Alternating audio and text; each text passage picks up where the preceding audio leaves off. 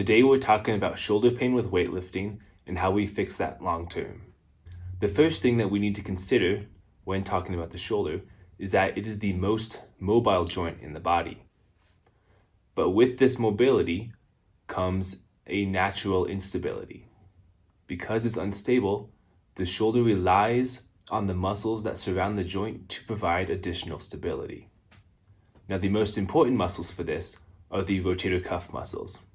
We have the supraspinatus, which performs abduction of the shoulder, the infraspinatus, which performs external rotation, the subscapularis, which performs internal rotation, and then the teres minor, which performs external rotation, but more so when the shoulder is elevated.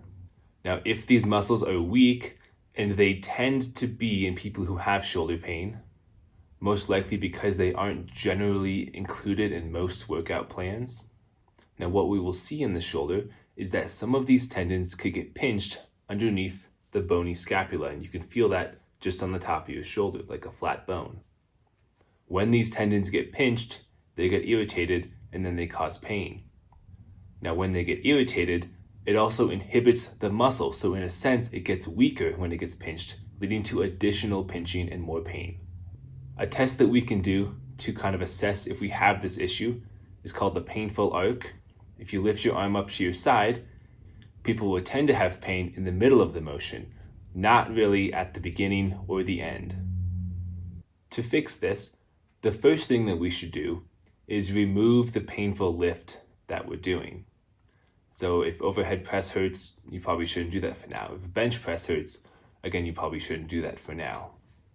What we'll want to do is load the rotator cuff in a pain-free position. Typically, this will be with your arm at your side. So from this position, we can do external rotation with a band or a weight. This will load the infraspinatus. We could do abduction or abduction isometrics to load the supraspinatus. And then to load the subscapularis, I like to do something called a belly press, where you push your hand into your abdomen and then lift your elbow out a little bit.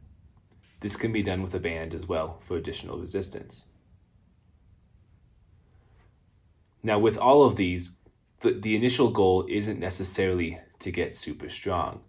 So in terms of reps and weights, I would start with something around 20 pain-free reps with a moderate resistance.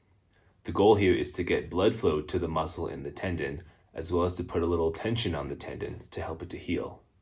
Now, eventually, we can add external rotation with the arm elevated, as this will help to target the teres minor. Now, we want to make sure that we hit all four muscles because they all work in tandem to help stabilize the shoulder. And if only some of them are working where others are being lazy, the ones that are working are at risk of being injured. The next thing to focus on is strength of the shoulder blade itself. There's something called the kinetic chain theory. What this means is if the proximal joint is weak when we move, forces will be transferred to a more distal segment.